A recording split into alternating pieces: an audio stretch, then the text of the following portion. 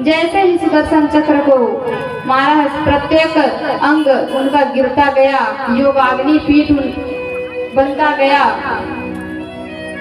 जहाँ जाकर हम अपनी मनोकामनाएं पूर्ण कर सकते हैं।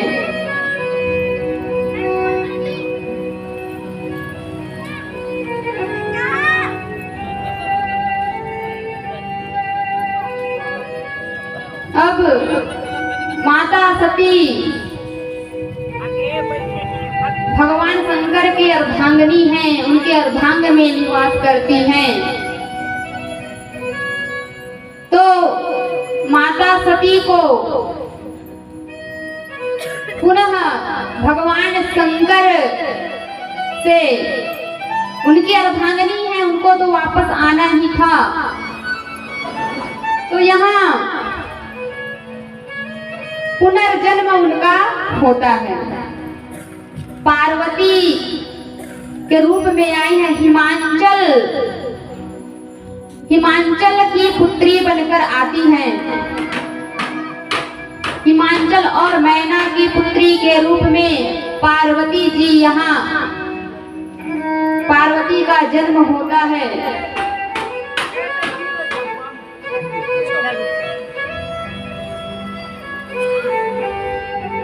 पार्वती जी का जैसे ही जन्म होता है, उनके यहाँ पशुओं पक्षियों में कोई बैर की भावना नहीं रही। नदियों में जहाँ पानी नहीं रहा, वहाँ पानी अपने आप आ गई। उनके आने से पूरा संसार शुद्ध वातावरण जैसा छा गया। माता पार्वती जी जब आई, तब एक दिन अचानक जैसे ही माता पार्वती धीरे धीरे बड़ी हो रही हैं, तब उनके यहाँ नारद जी आते हैं। उनके यहाँ नारद जी आते हैं और हिमांचल जी कहते हैं कि हमारी पुत्री की हस्तरेखा जरा आप देख दीजिए।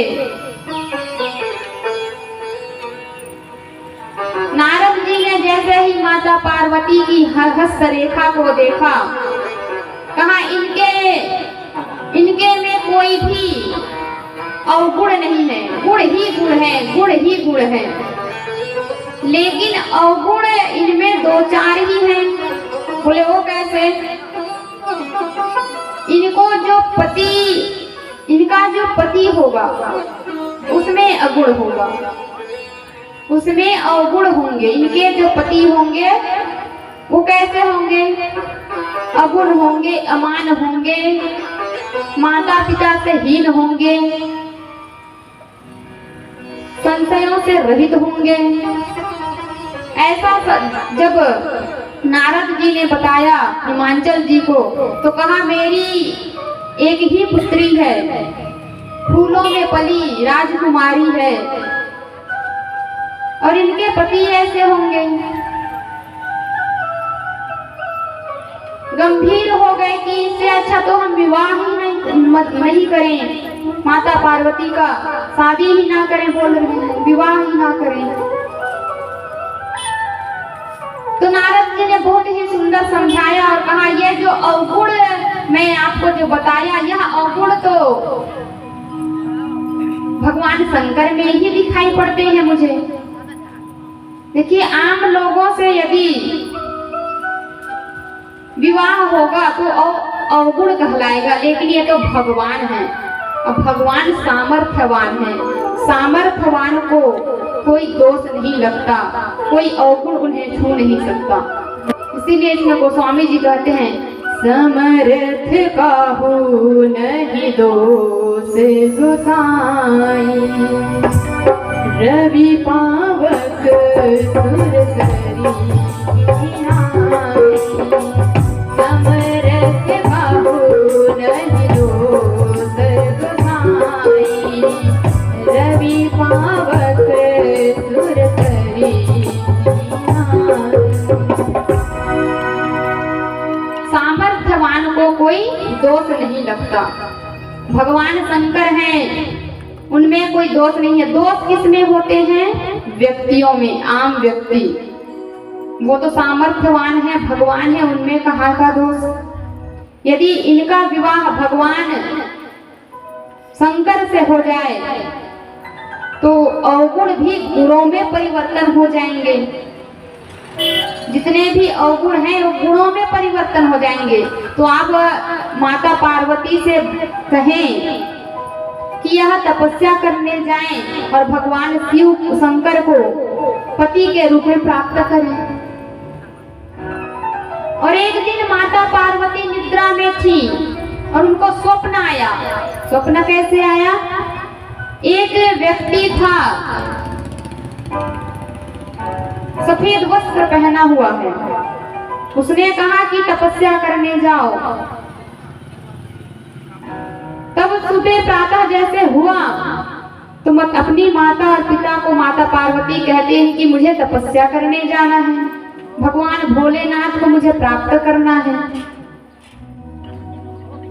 भगवान भोलेनाथ को मुझे प्राप्त करना है। माता पिता तो इजाजत दे ही नहीं रहे हैं, आज्ञा दे ही नहीं रहे हैं। लेकिन माता पार्वती की आगे, उनकी हट के आगे इनको झुकना पड़ा और उनको तपस्या के लिए आज्ञा, रोते रोते आज्ञा उनको हिमांचल और मैना जी देते हैं। माता पार्वती तपस्या करने गई और तपस्या करने जा रही थी और मैना जी उनकी माता, उन्होंने कहा ऊ माँ, ऊ मतलब वहाँ, माँ मतलब मत जाओ, उमा वहाँ मत जाओ। नाम पड़ गया उमा। आ गई तपस्या करने और कुछ दिनों तक तो पत्ते खाए, लेकिन कुछ दिन तक, कई दिनों तक पत्ते तक भी नहीं खाए। बिना खाए पिए वायु का ही सेवन किए। नाम पड़ गया अपर्णा। बिना खाए पिए तपस्या कर रही हैं माता पार्वती भगवान शंकर को प्राप्त करने के लिए। यह कथा बहुत ही विशेष कथा है। इस कथा को शुरू से लेकर अंत तक यदि कोई लड़की सुनती है तो निश्चित रूप से, जिसका यदि विवाह नहीं होता रहता है, क्या है कई लड़कियों का उम्र बहुत ही ज्यादा हो जाता रहता है लेकिन विवाह नहीं होता है, लेकिन इस कथा को जो सुनती है, ध्यान पूर्वक होकर सुनती है कथा को, तो शीघ्र है बहुत ही सुंदर वर की उसे प्राप्ति होती है। ऐसे लिखा है इसमें, मैं अपने मन से कुछ बोल नहीं रही हूँ, कि यदि आप दिल की गहराइयों से कथा का श्रवण करते हैं तो निश्चित रूप से आपको बहुत ही सुंदर वर की प्राप्ति होगी। अब माता सती तपस्या कई दिनों तक करती रही। उनकी तपस्या का प्रताप बढ़ता गया।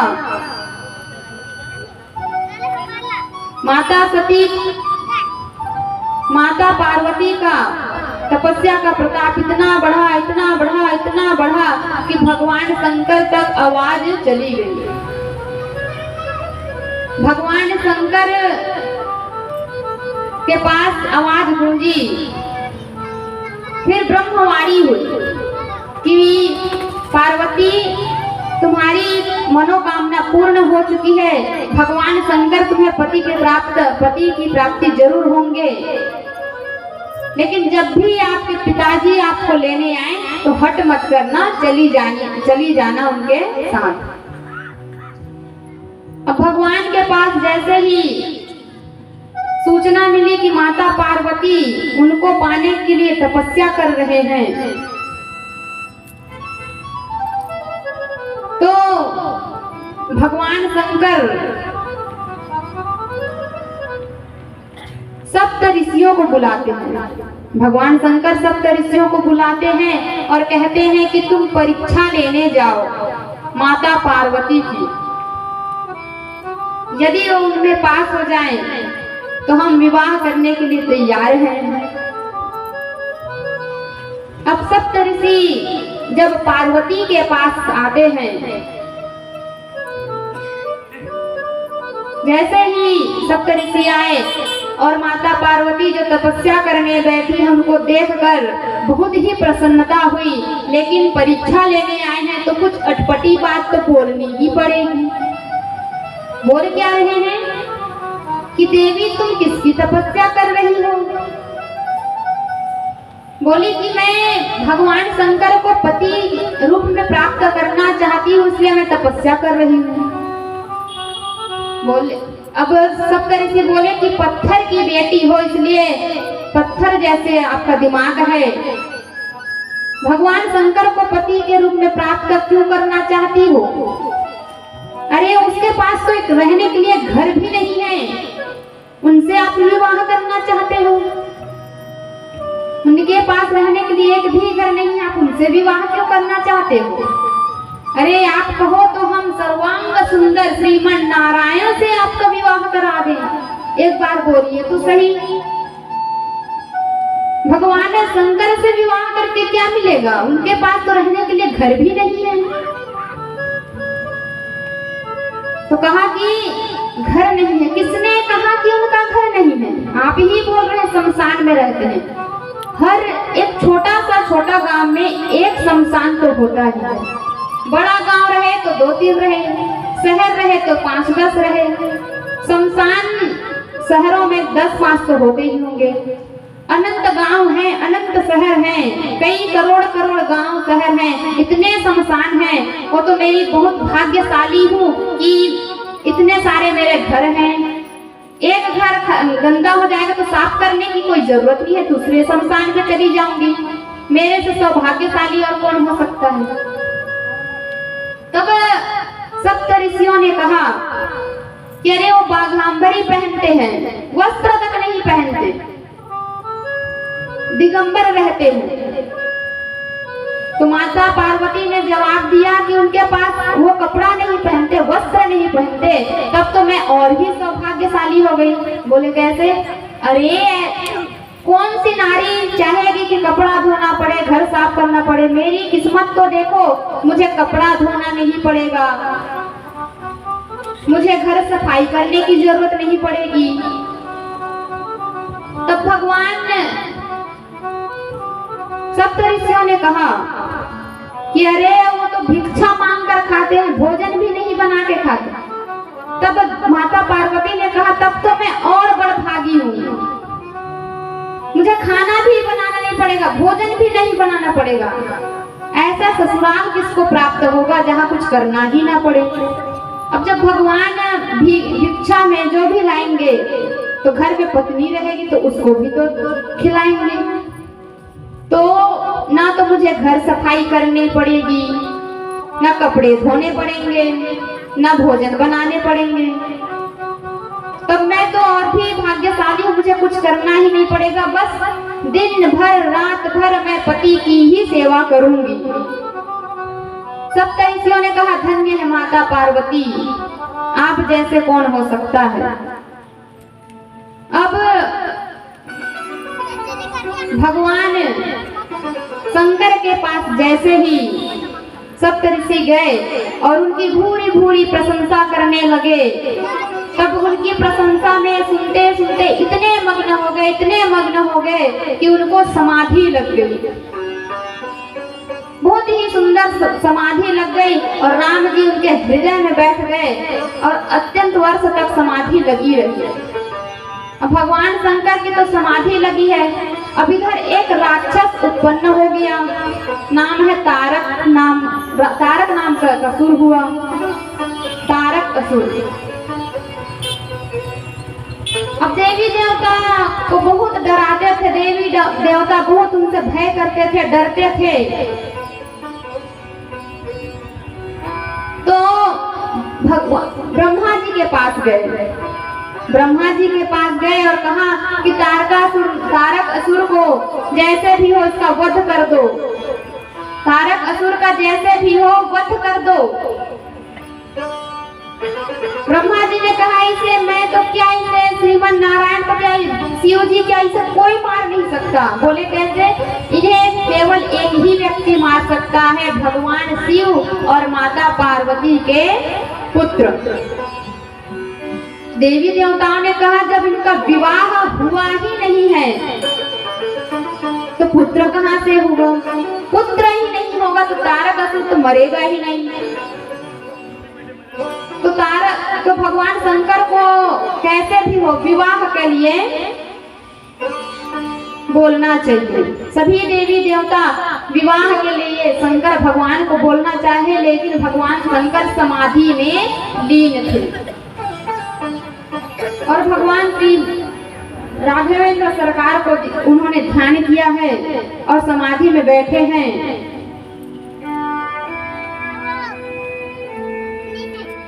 तब ब्रह्मा जी ने कामदेव को कहा कि इनको पांचों बाण, कामदेव इनको पांचों बाण लगाओ ताकि यह समाधि में खुले और इनका विवाह को हम सब बोल सके। कामदेव ने यही किया और आते हैं भगवान शंकर को समाधि से उठाने, जगाने उनको। अब भगवान शंकर के हृदय में राम को विराजमान किए हैं और जिसके हृदय में राम जी रहते हैं उनके हृदय में कभी काम प्रवेश नहीं कर सकता। कामदेव में इतनी हिम्मत नहीं है कि भगवान शंकर को अपने बाणों को चला सके, लेकिन राम जी जानबूझ के वो थोड़ा हटते गए, हृदय से निकलते गए और इधर कामदेव अपने काम कर रहा है। पांचों बाण लगाया है भगवान शंकर को और भगवान श्री राम अंतर्धान हो गए। हड़बड़ा कर जैसे ही भगवान शंकर ने नेत्र को खोला तो सामने कामदेव को देखा है।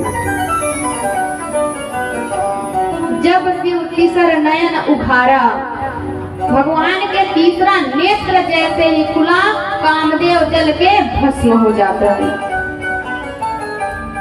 कामदेव जलकर भस्म हो गया। रति देवी चिंता करती हैं भगवान शंकर से, कहती हैं कि मेरे पति ने क्या बिगाड़ा था, मुझे मेरे पति वापस चाहिए, मुझे मेरे पति वापस चाहिए। मैंने आपका क्या बड़ा बिगाड़ा था, मुझे ऐसा वैधव्य क्यों देखना पड़ रहा है, मुझे मेरे पति चाहिए। तब भगवान शंकर ने कहा जब यदुवंश कृष्ण अवतारा, जब यदुवंश कृष्ण अवतारा, कोई हरण महामहिमारा, कोई हरण महामहिमारा, कृष्ण तनय हो यही पति तोरा, कृष्ण तनय हो यही पति तोरा, बजरो अन्यथा होई न मोरा, बजरो अन्यथा होई न मोरा। कहा कि कृष्ण द्वापर में भगवान श्री कृष्ण अवतार लेंगे, उस समय तुम्हारे पति कामदेव उनके पुत्र प्रद्युम्न के रूप में उनका जन्म होगा। यह आशीर्वाद माता रति को भगवान शंकर जी देते हैं। अब रति तो द्वापर युग का इंतजार में लगी है। अब भगवान सती का नेत्र खुला, सारे देवी देवता बोले कि भगवान को विवाह के लिए कौन बोलेगा। देवताओं को कहा गया कि आप लोग बोलो ना, तो देवता लोग क्या बोले, क्या देवता लोग बड़े डरपोक भी होते हैं, छोटे छोटे से राक्षसों से भी डर जाते हैं। तो ये तो भगवान शंकर हैं। कहा कि हम लोग शंकर जी के पास नहीं जाएंगे। बोले क्यों? क्योंकि जब उन्होंने अपना नेत्र खोला तो कामदेव भस्म हो गए। हमें नहीं जाना भैया उनके पास, हमें तो भेजो ही नहीं, उनके पास भेजो ही मत हमें, भगवान शंकर जी के पास। ब्रह्मा जी बोले कि चलो ठीक है, मैं ही बोल आता हूँ, मैं ही बोल आता हूँ कि विवाह भगवान शंकर का हो, तभी तो तारक असुर नाम का राक्षस का मृत्यु होगा, उन्हें वध करेंगे। अब जब इनका विवाह ही नहीं होगा तो ये तो पूरा राक्षस से भरा पूरा देश ढक जाएगा। तो ब्रह्मा जी ने क्या किया, भगवान शंकर जी के पास आए और कहा, भगवान हम सब की एक इच्छा है। इच्छा क्या है कि हम सब आपके विवाह को देखना चाहते हैं, आपका विवाह उत्सव को देखना चाहते हैं। आपके विवाह उत्सव को देखना चाहते हैं। भगवान शंकर ने कहा कि आपकी इच्छा है तो हम जरूर विवाह करेंगे। अब भगवान विवाह के लिए तैयार हो गए।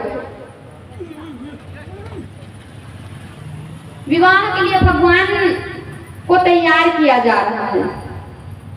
और भगवान को तैयार कौन किया, जैसे हम किसी व्यक्ति का विवाह होता है, किसी व्यक्ति का जब विवाह होता है तो ब्यूटी पार्लर जाता है मेकओवर कराने के लिए। अब भगवान शंकर कहाँ जाएं? तो भगवान शंकर का मेकअप किसने किया? भूत प्रेत डाकनी साकनी ये सब उनका मेकअप कर रहे हैं। मेकअप कैसे कर रहे हैं? गले में मुंडों की माला पहनाया, एक सर्प को लटका दिए उनके गले में। अब जब शादी विवाह होता है तो मुकुट की जरूरत होती है। मुकुट तो है नहीं, तो भूत प्रेत ने क्या किया, जटा को ही मुकुट बना दिया, जटा मुकुट। ऐसे जटा को बांधा है, ऐसे जटा को ऊपर से बांधा है और उसमें रंग बिरंग सांप को फूलों की जैसे लगाए हैं।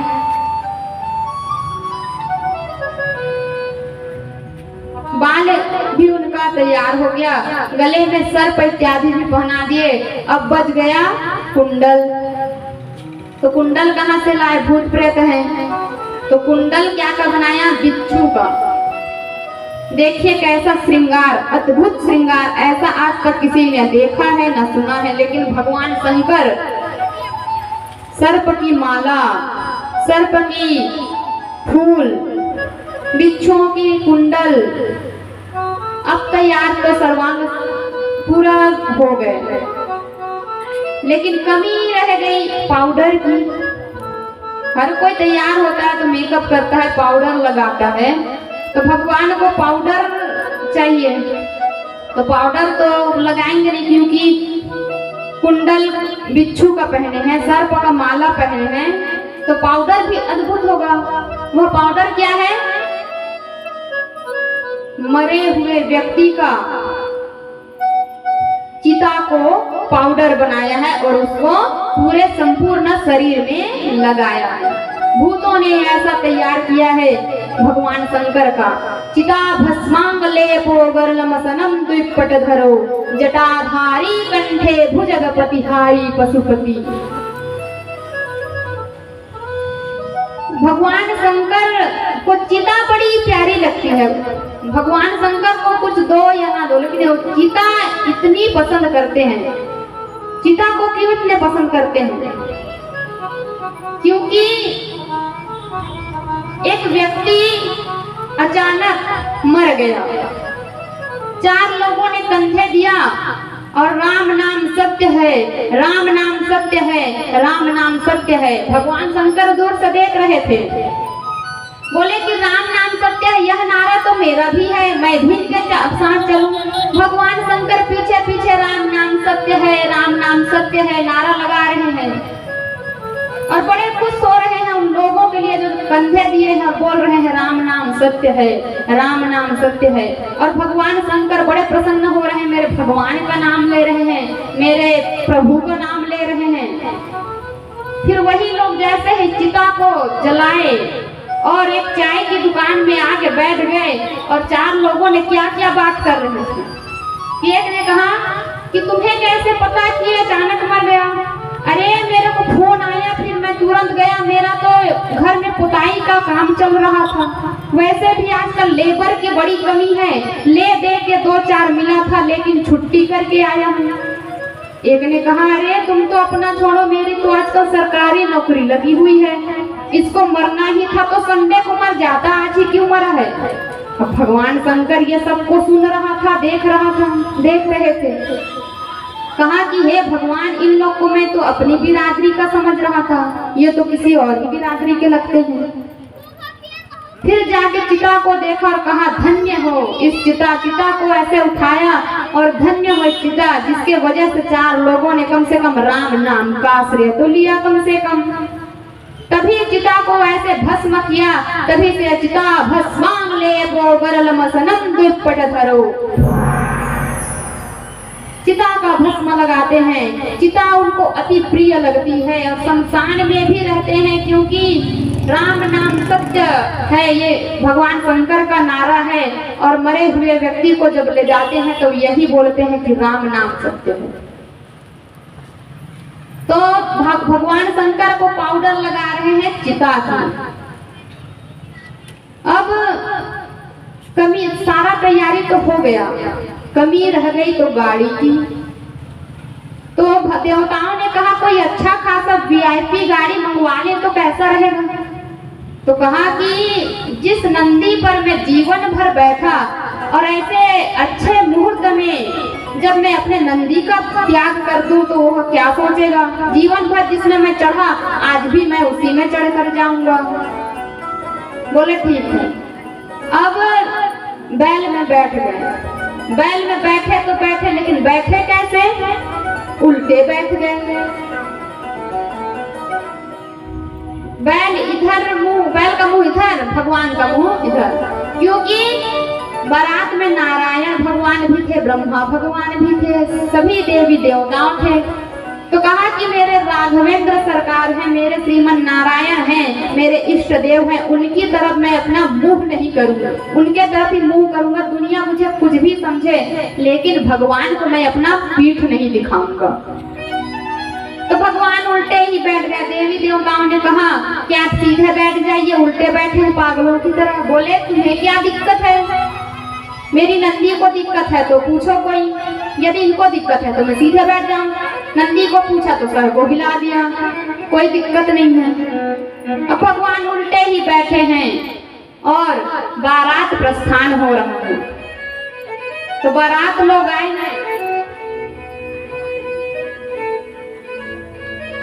आइए बारात में हम सब भी सम्मिलित हों।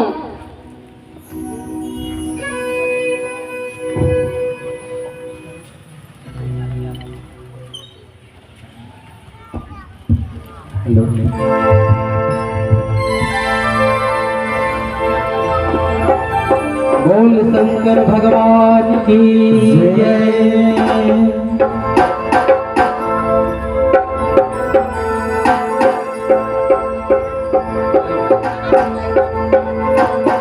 नंदी की करके सवारी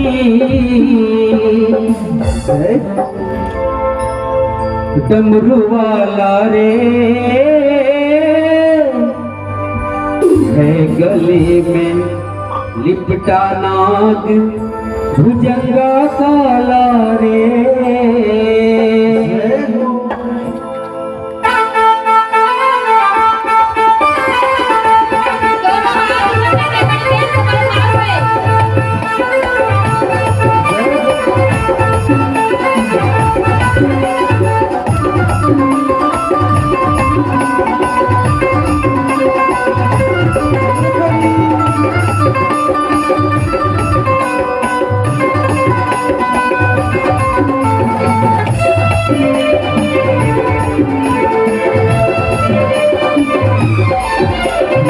नंदी की करके सवारी,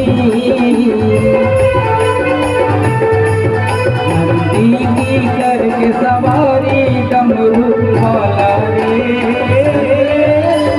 गले में लिपटा नाग भुजंगा काला रे,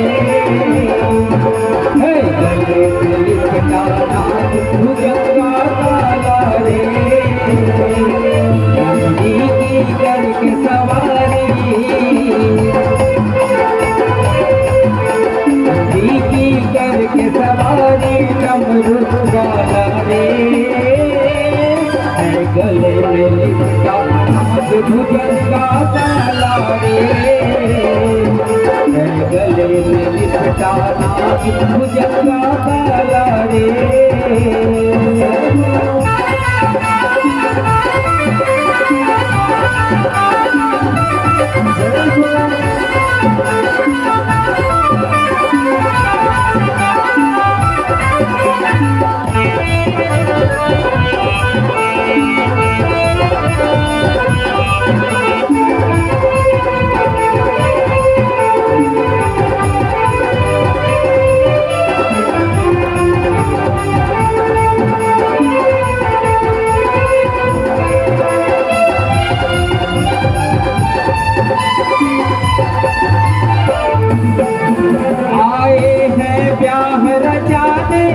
गोरा तो अपना बनाने, भूत प्रेत सब संगी करते हैं बड़ी हुड़दंगी,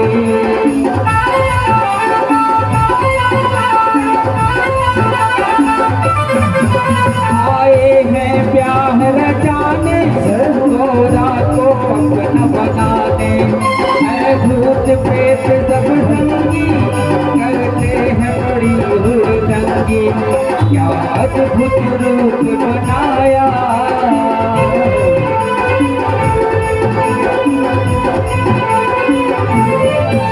क्या अद्भुत रूप बनाया डमरू वाला रे,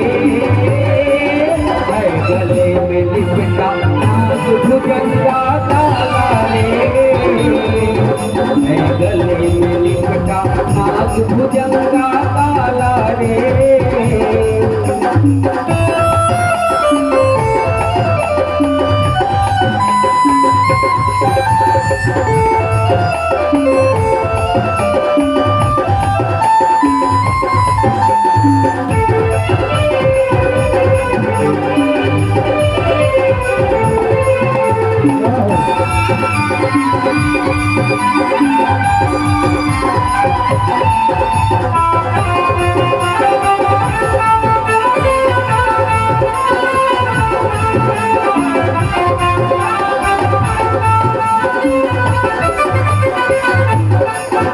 समझाती गिरजा मैया शिव जन्म जन्म के खवैया, जब जब मैं जब आई शिव बने हमेरे सैया,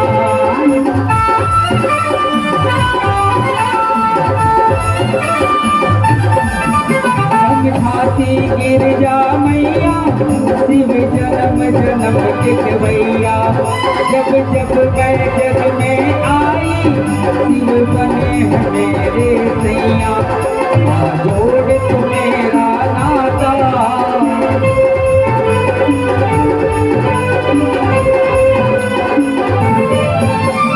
जोड़ तू मेरा नाता भोला भाला रे, गले में लिपटा नाग भुजंगा काला रे, गले में लिपटा नाग भुजंगा काला रे, नंदी की करके सवारी,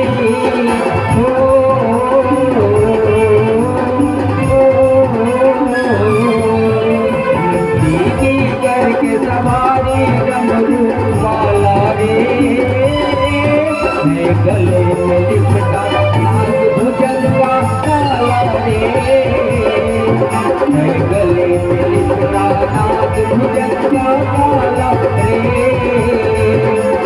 गले में लिपटा नाग भुजंगा काला रे, गले में लिपटा नाग भुजंगा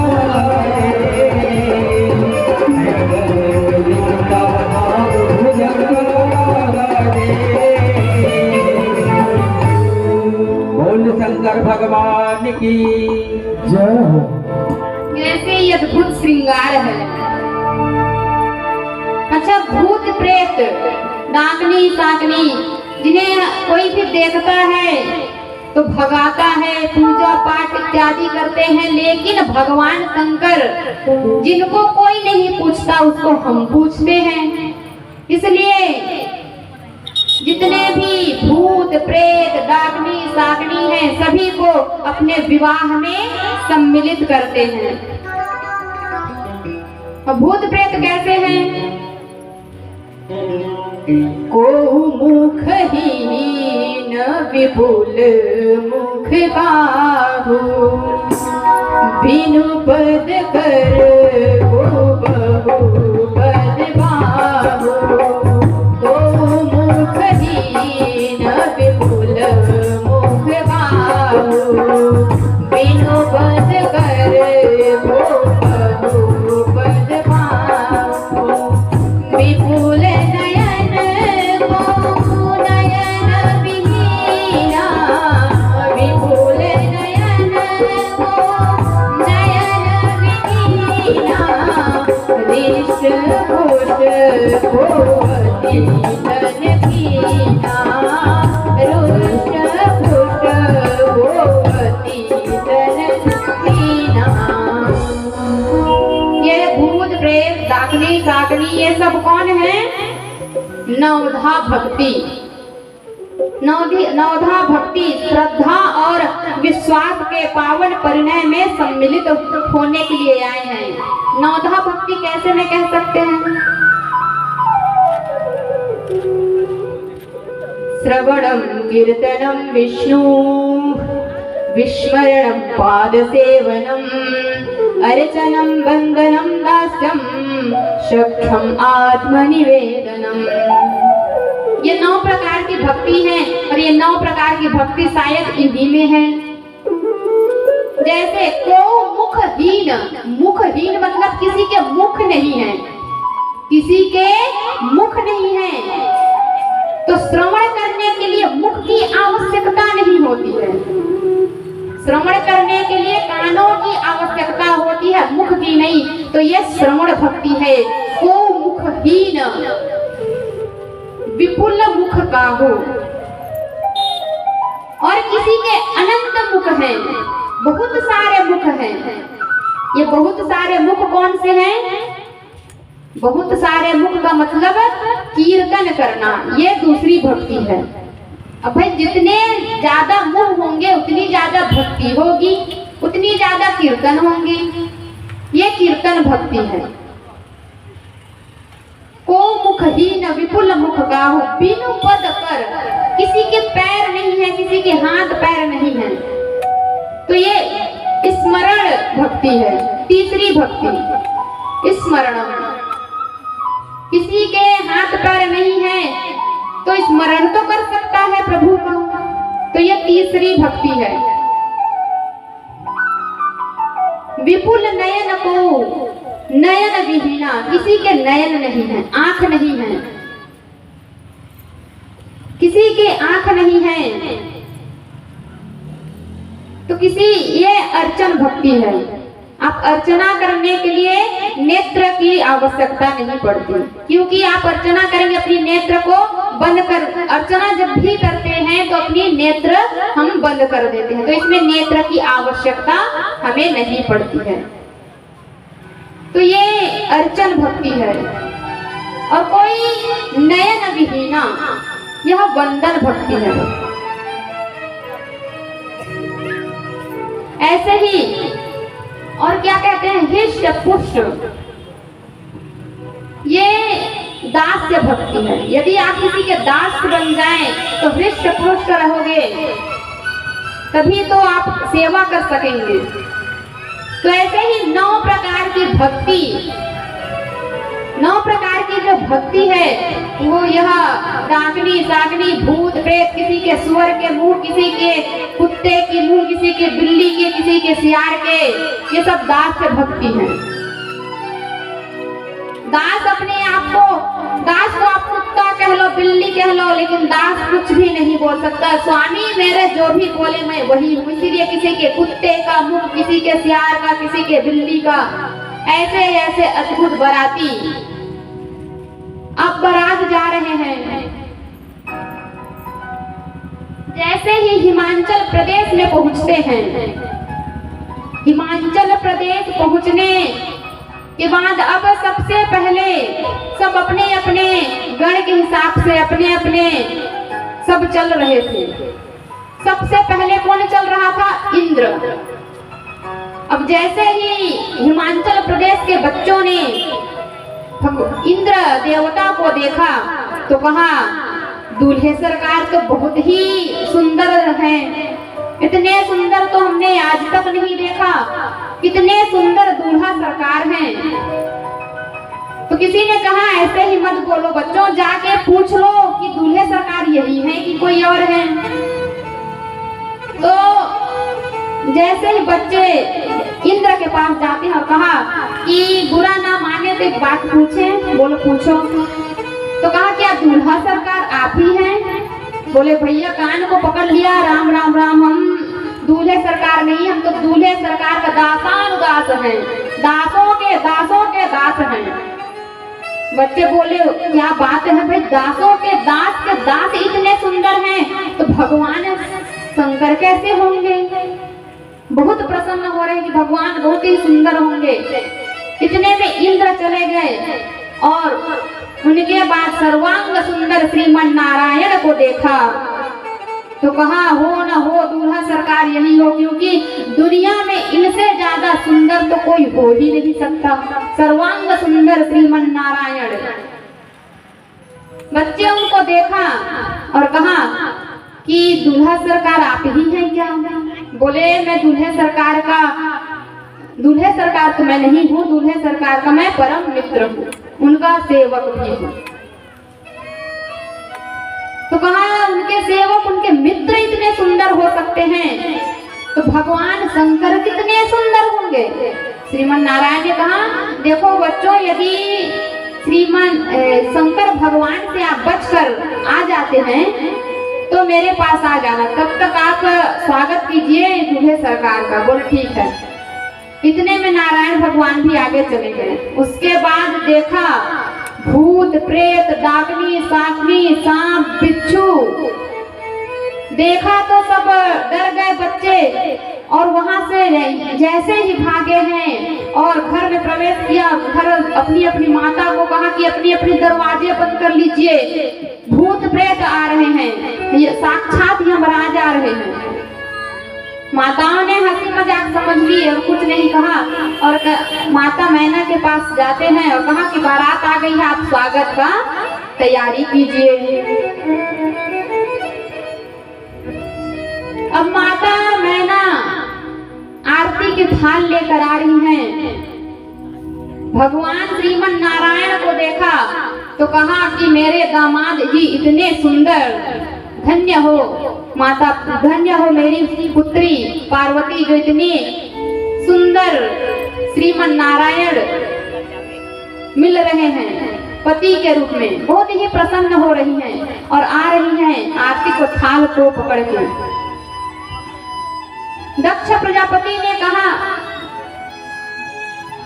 हिमांचल जी ने कहा कि यह आपके दामाद नहीं है, दामाद तो ये है। जैसे ही भगवान शंकर को देखा माता मैना डर गई और वहीं पे बेहोश हो गई। माता मैना बेहोश पड़ गई, मूर्छित हो गई, आरती की थाल वहीं पे गिर गई। और जैसे ही उनको अंदर ले जाया गया और बोला गया, उनको उठाया गया, बहुत टाइम तक उठाते रहे लेकिन उठ ही नहीं रही हैं। फिर जब उन्होंने उठा, अपने नेत्र को खोला, अपने नेत्र को जैसे ही खोला तो कहा नारद को बुलाओ, मुझे नारद जी से बात करनी है। नारद जी आए और कहती है माता मैना कि इस भूत प्रेत के लिए तुमने मेरी बेटी बेटी को तपस्या करने के लिए इतने दूर तक हमसे दूर रखा। मैं यहाँ पहले ही जान गई रहती तो मैं अपनी बेटी को जन्म लेते ही मार डाली रहती, लेकिन इस भूत प्रेत जैसे दिखने वाले व्यक्ति यमराज से मैं शादी नहीं करवाती अपनी बेटी का। तब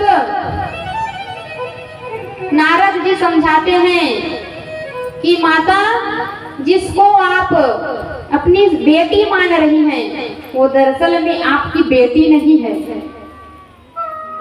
बल्कि आप भी उनकी बेटी हैं।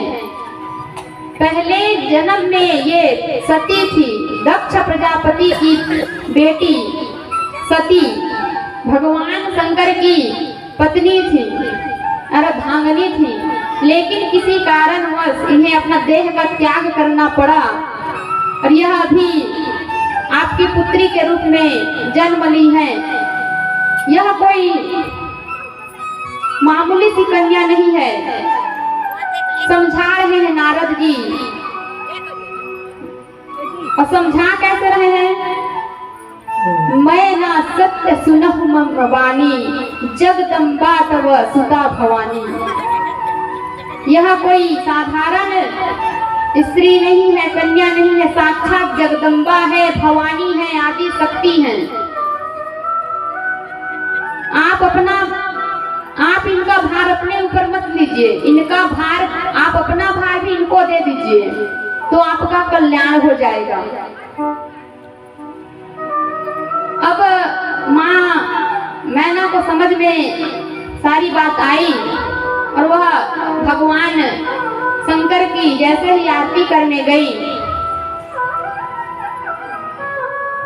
तो आरती जैसे ही कर रही थी, दिए जल रहे थे। दिए जैसे जल रहे तो उसमें सर्प था, वो बार बार डसने को होता था। माता बार बार डर रही हैं, लेकिन कर रही हैं।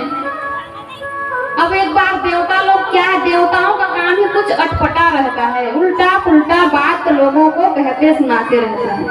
क्या बोल रहे हैं कि भड़का रहे हैं, कह रहे हैं कि इन लोग से आप प्रसन्न हैं भगवान, इन्होंने आपको देखा तो आरती की थाल पटक दी, जल को आपके ऊपर फेंक दिया, जल अपने आप गिर गया, दरवाजे बंद कर लिए, फिर भी आप प्रसन्न हो रहे हैं। हमारे साथ ऐसा होता तो हम विवाह ही नहीं करते।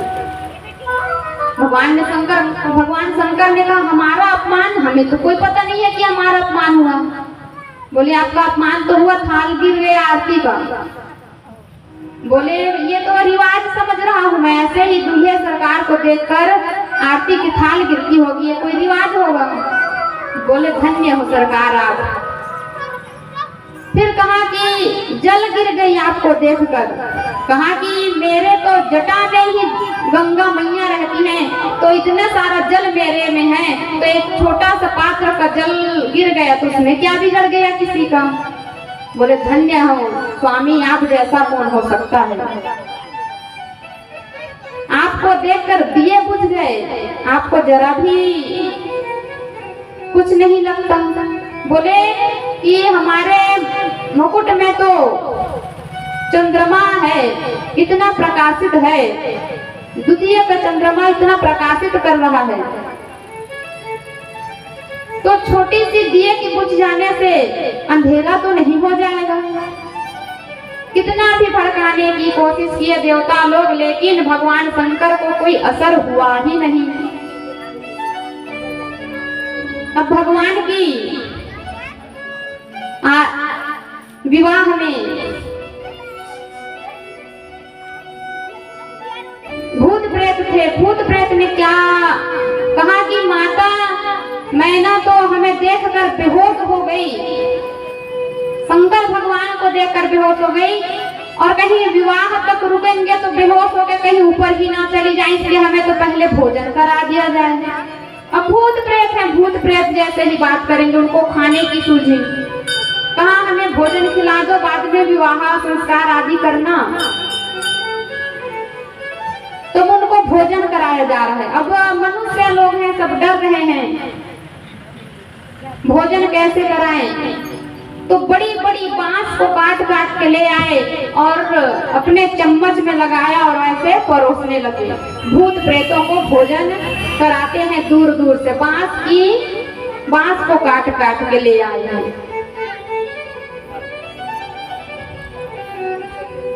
और उनको भोजन करा रहे हैं। अब यहाँ वेद साक्षात ब्राह्मण बन के आए हैं। भगवान शंकर और माता पार्वती उनको प्रणाम करती हैं और उनका विवाह की पूजा अर्चना आदि करते हैं।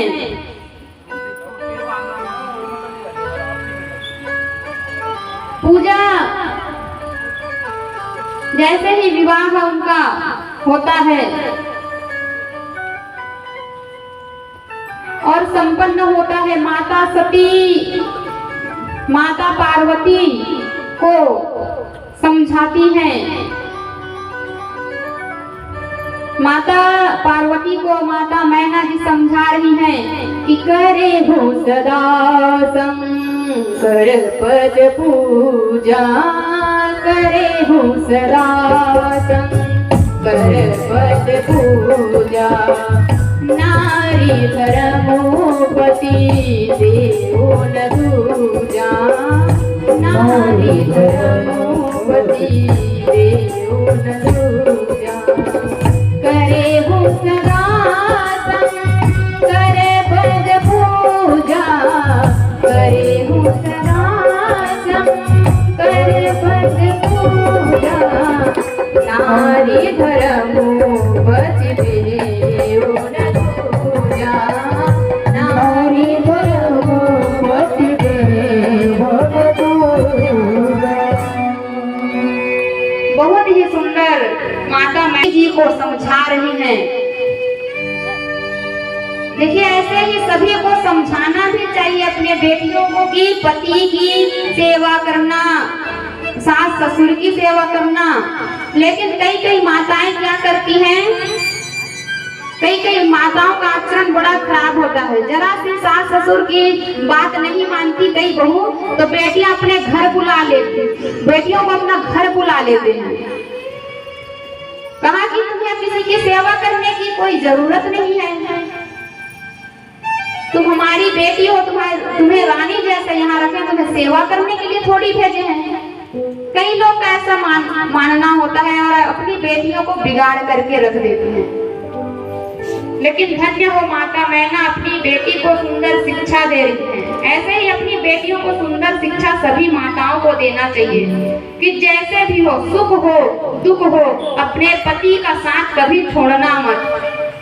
अपने सास ससुर को अपने आप से करें तो पति और पत्नी अलग अलग भोजन बनाते हैं और माता पिता भले ही बूढ़े क्यों ना हो गए हों लेकिन उन्हें अलग बनाना पड़ता है। तो ऐसे बेटों का भी क्या जो अपने वृद्धावस्था में अपने माता पिता की सेवा ना करें।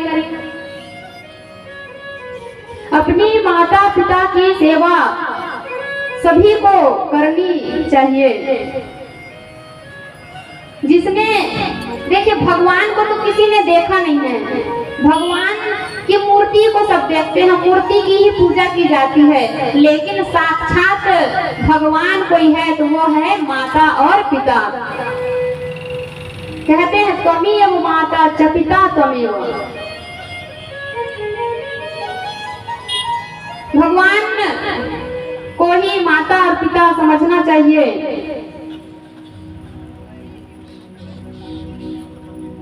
क्योंकि भगवान को तो किसी ने देखा नहीं है, मूर्ति को भले सब देखे हैं लेकिन पहले माता और पिता की प्रथम पूजा करो, उसके बाद किसी को। कई लोग तो क्या करते हैं, कोई वृंदावन जा रहे हैं पूजा करने, कोई काशी जा रहा है, कोई बनारस जा रहा है, लेकिन घर में तो देवी देवता हैं, घर में भगवान हैं। भगवान कौन है? माता और पिता। पहले उनकी पूजा कर लो, श्रवण जैसा बेटा बन जाओ। कहीं जाना है तो माता पिता को साथ में लेकर चलो। और भूल कर भी अपने माता और पिता विवाह के बाद उन्हें अलग ना कीजिए। जब बेटा पैदा होता है तो माँ कहते हैं कि हमारे बुढ़ापे का सहारा हो गया। लेकिन वही सहारा जब शादी विवाह जब उसका होता है तो बड़े प्रेम से माता और पिता को अलग कर देते हैं।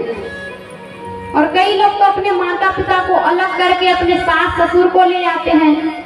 लड़की पक्ष के लड़की की माता और पिता को उनकी सेवा करता है कई कई बेटा, लेकिन अपनी माता उनको कांटे की तरह चुभते हैं।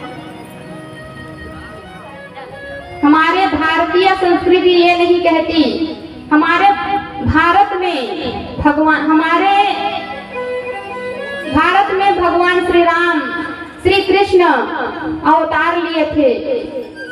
धन्य है भारत भूमि जहाँ भगवान जन्म लिए। तो कम से कम दुनिया वाले जो भी करें, लेकिन हमारे भारतवासियों को अपने माता पिता से अलग नहीं होना चाहिए। बेटों को जैसे भी हो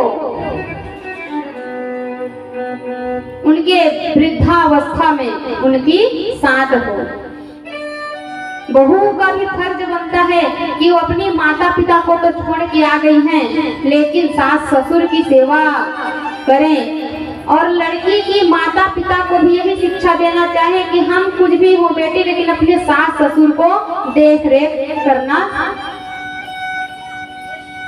अपनी सास ससुर की देख रेख करना। जितना ज्यादा आप धर्म की माता होती हैं, सास और ससुर धर्म की माता धर्म के पिता होते हैं। तो यदि आप धर्म की रक्षा करेंगे तो धर्म आपकी रक्षा करेगी। धर्मो रक्षते रक्षितः। माता पिता की रक्षा कीजिए, उनकी सेवा करिए, स्वर्ग की प्राप्ति आप सभी को होगा। दिखावे के लिए तो सब एक दूसरे को बड़ा अच्छे बात करते हैं, लेकिन घर में ही भेदभाव, अपने ही माता पिता से दूर अलग, ये सब गलत बात है। इसीलिए कथा श्रवण करना चाहिए, ताकि ऐसे जो व्यक्ति करता है, कथा श्रवण के माध्यम से व्यक्ति सुधर तो सकता है। कथा शायद इसीलिए बनाया गया है कि व्यक्ति ऐसे बिगड़े तो सुधरने के लिए कथा श्रवण करना चाहिए। हमेशा तो कथा कोई सुनेगा नहीं, लेकिन साल में एक आध बार तो कथा सुनना ही चाहिए सबको।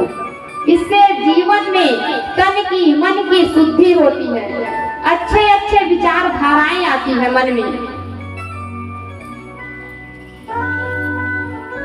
अब माता मैना सभी अच्छी शिक्षा दे रही हैं कि अपनी पिता तो है नहीं, सास ससुर तो तुम्हारे हैं नहीं, पति तुम्हारे हैं, उनकी सदा सेवा करना।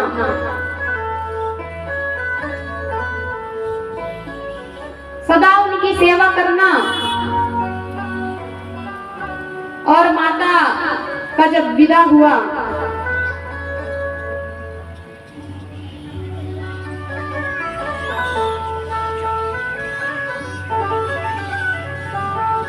उनका जब विदा होता है माता पार्वती जी का,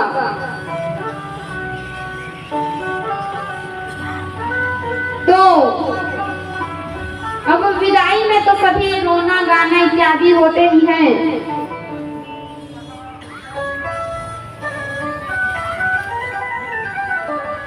आइए विदा की घड़ी है, हम भी थोड़ा माता पार्वती की विदाई में सम्मिलित हो।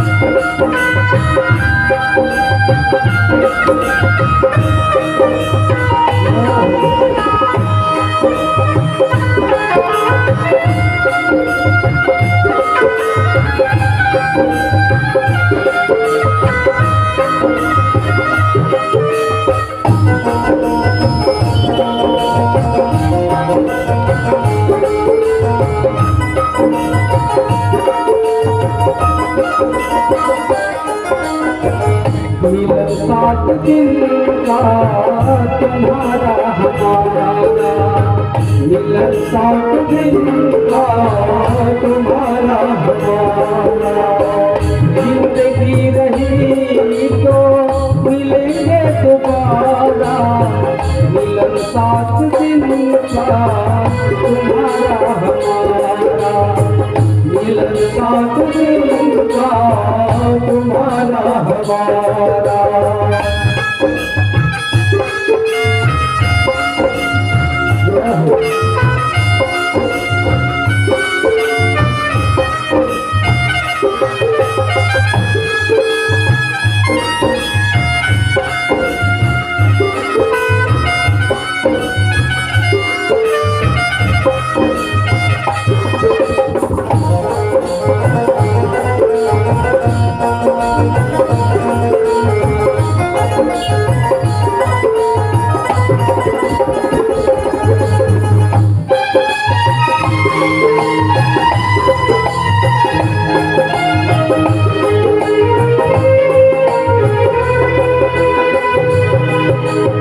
माता पिता और भाई बहना सत्संग में तुम आते रहना।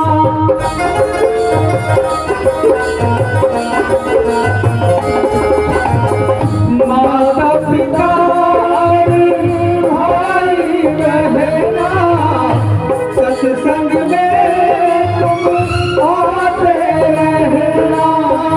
यही आपसे है कहना हमारा, यही आपसे है कहना हमारा। जिंदगी रही तो मिलेंगे दोबारा, मिलन 7 दिन का तुम्हारा हमारा, मिलन 7 दिन का तुम्हारा हमारा।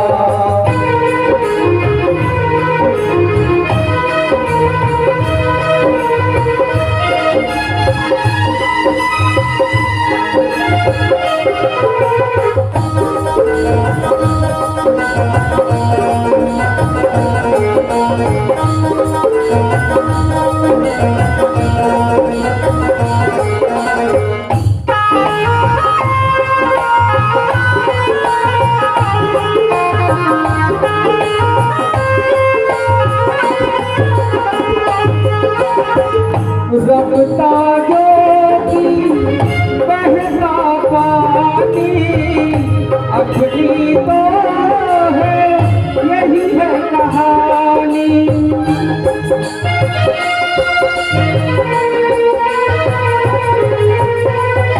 रबता जोगी बहता पानी, अपनी तो है यही कहानी। इसलिए दुनिया कहना हमारा, इसलिए दुनिया कहना हमारा। जिंदगी रही तो मिलेंगे दोबारा, मिलन 8 दिन का तुम्हारा हमारा, मिलन 7 दिन का तुम्हारा हमारा। जिंदगी रही तो मिलेंगे दोबारा, मिलन 7 दिन का तुम्हारा हमारा। मिलन साथ का तुम्हारा हमारा, मिलन साथ जिनका तुम्हारा हमारा, मिलन साथ जिनका तुम्हारा हर